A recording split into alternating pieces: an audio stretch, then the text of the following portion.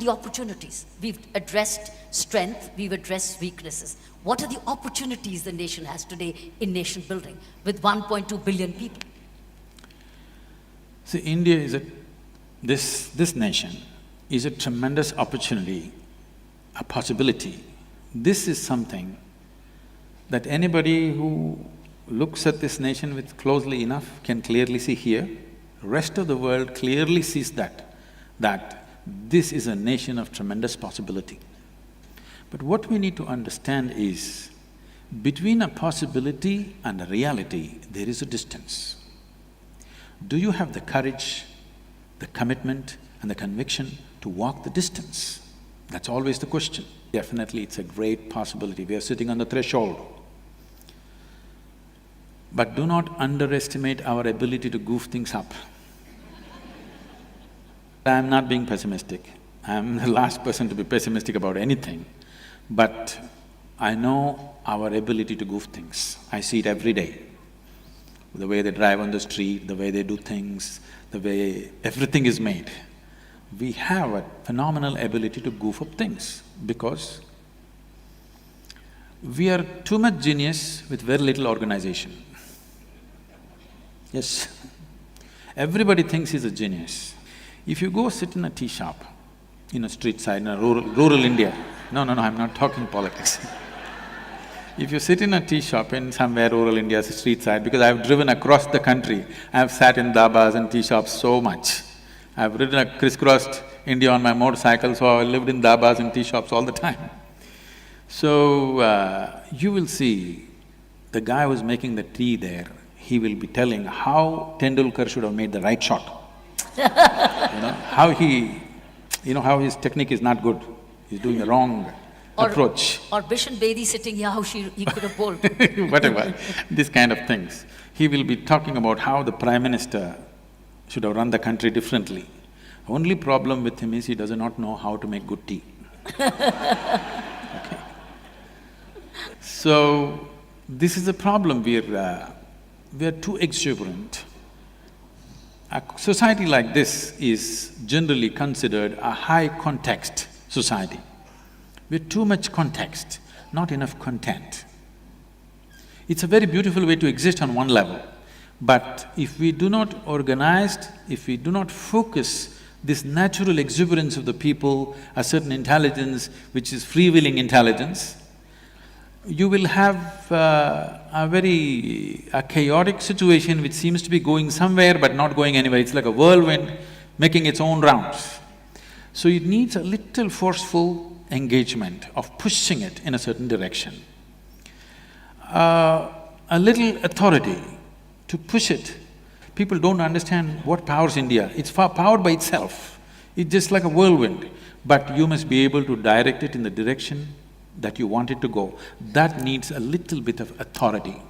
But we picked up all kinds of fancy ideas. We don't like authority, we don't like any kind of authority. We would like to go all over the place.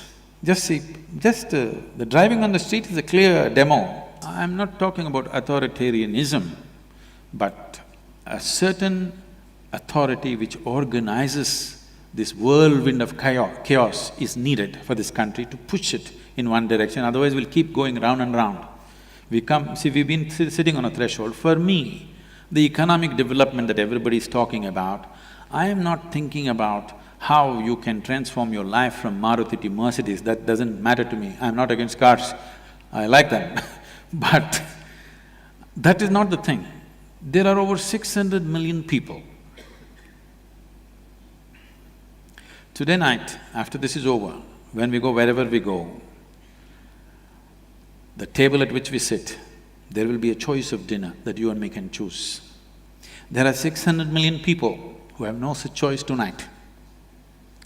The child who has to go to school tomorrow, he is not eating what is necessary for him to go and remember who is Mahatma Gandhi's wife. He doesn't care a damn, because he is not eaten right. The woman who carries a child in her womb doesn't have the necessary nourishment to bring out something that's worthwhile. Now, this can change in next 5 to 8 years' time if we handle things right. And it matters that we handle this right. So you really combined the opportunity with the threat. Because the same population, the same energy, if goofed up, as you Yes. said, could be a threat. Of Is there course. any other threat other than this? See, this is the biggest threat for India. This also happened in the economic forum. Our people, particularly the corporate and also the ministers were… everywhere you hear this, I think everybody is repeating this chant, "We are the youngest nation in the world, we are the youngest nation in the world." I sat through this and I was amazed why everybody is gloating about we are the youngest nation. So I asked them, what happened to the old people? They said, what? No, we are the youngest nation. I said, that's okay, but what happened to the old people? Yeah. I want you to know in India, nobody gets old.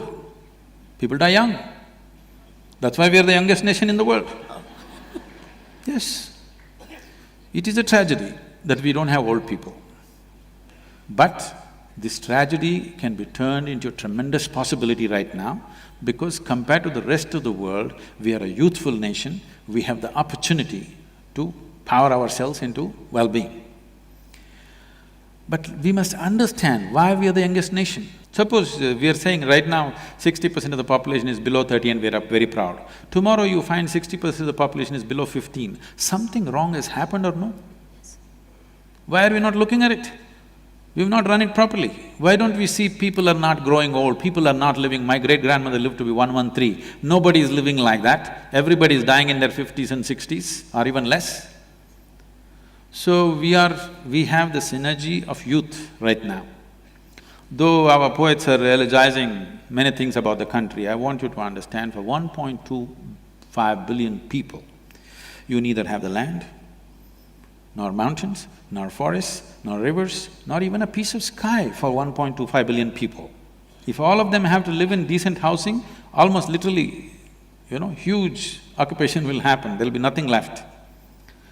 The only reason why we seem to be managing is because they're living like cattle packed up in one room, 12 people are sleeping, we're managing. If every one of them has to have a decent bedroom, you won't have place. So only thing that you have is people. If you have this population educated, focused, balanced and inspired, we are a miracle. If you leave them uneducated, unfocused, uninspired, unskilled, we are the biggest disaster waiting. Do we need money for this? We have the money. We have the money, we have not had a determined leadership. What is been lacking is leadership.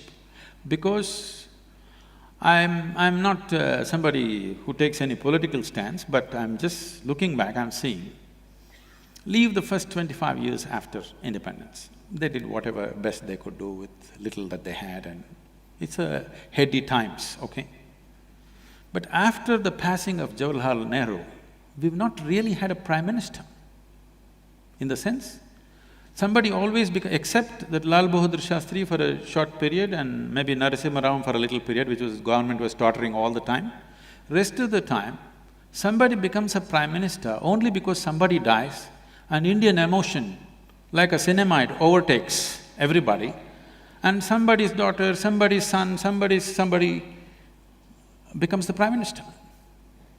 We've never really had someone who has roots in the nation, who knows what this country is and who's burning with aspiration to make this nation something. We've never had that. It's only by default that people have become prime ministers in this country. But don't the leaders come from within the community, within the people? No, I'm saying prime ministers happen only because somebody died. But you also have certain states. We're talking about even state governance. We're not only talking about central governance. Yes, but… India has 29 states today. It's state governance. Look what's happening with Uttar Pradesh today. Uttar Pradesh, what is happening?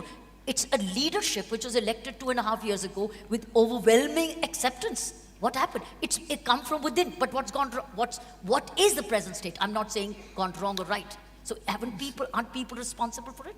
No, we are a democracy in paper. But our mindset is essentially feudalistic.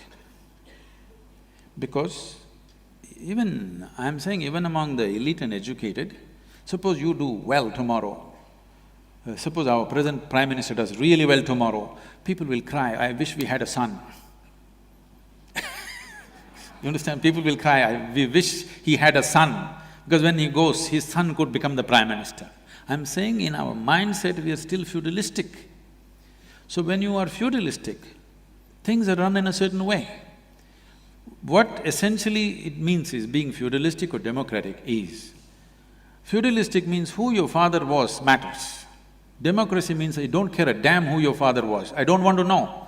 This is why I said Mahatma Gandhi's wife, I don't want to know who she is, I don't want to know who Mahatma Gandhi's father is. We bow down to him for who he is, and that's all that matters to us. And that's how it should be in a democratic nation. We care who you are, we don't care who your father was. You may care who your father was, I don't care who your father was. I only care who you are.